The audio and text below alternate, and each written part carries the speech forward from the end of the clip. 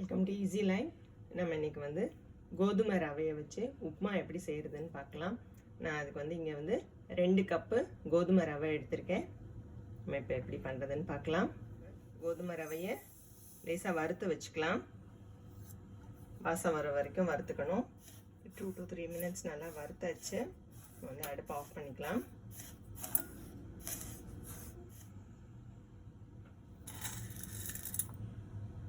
நம்ம 1 table spoon கடலைப்பருப்பு போட்டுக்கலாம்.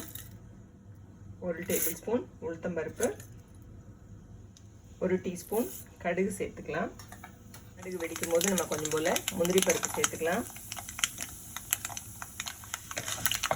ஒரு பெரிய வெங்காயமும் 2 பச்சை மிளகாவும் கட் பண்ணி வச்சுருக்கேன். முந்திரி பருப்பு கொஞ்சம் செவந்தோடனே நம்ம அதில் வந்து சேர்த்துக்கலாம். கொஞ்சம் கருவேப்பிலை சேர்த்துக்கலாம்.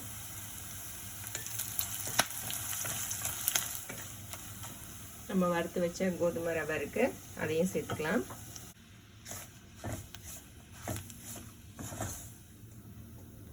இந்த உப்புமாவுக்கு தேவையான அளவு உப்பு சேர்த்துக்கலாம். இந்த அடுப்பு ஆஃப் பண்ணிடலாம். வறுத்த கோதுமை ரவையை எந்த பேனில் நம்ம வந்து உப்புமா பண்ணணுமோ அதில் வந்து மாற்றி வச்சுக்கலாம். நான் வந்து ப்ரெஷர் பேனில் கொஞ்சம் போல் தண்ணி வச்சுருக்கேன். நான் வந்து இங்கே நம்ம ரோஸ்ட் பண்ண கோதுமை ரவையை இந்த பேனில் வச்சுட்டேன். அடுப்பு ஆன் பண்ணிக்கலாம். நான் இங்கே வந்து 4 டம்ளர் தண்ணி வந்து நல்லா சுட வச்சு வச்சுருக்கேன்.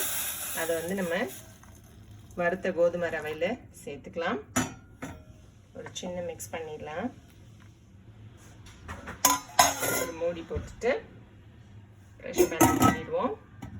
ஒரு 3 விசிலுக்கு நம்ம வந்து வச்சு எடுத்துக்கலாம். ஓகே, நம்ம வந்து 3 விசில் வந்து ஆஃப் பண்ணியாச்சு. நம்ம திறந்து பார்க்கலாம்.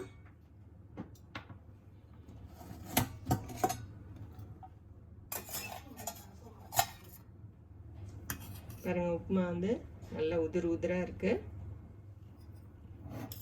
கொஞ்சம் நல்லா அடியில் கொடுத்து கிளறி விட்டுருங்க. சிம்பிளான சுவையான கோதுமை ரவை உப்புமா வந்து தயாராகிடுச்சு. நீங்களும் இதை உங்கள் வீட்டில் செய்து பார்த்து எப்படி இருக்குன்னு உங்கள் கமெண்ட்ஸை எனக்கு சொல்லுங்கள்.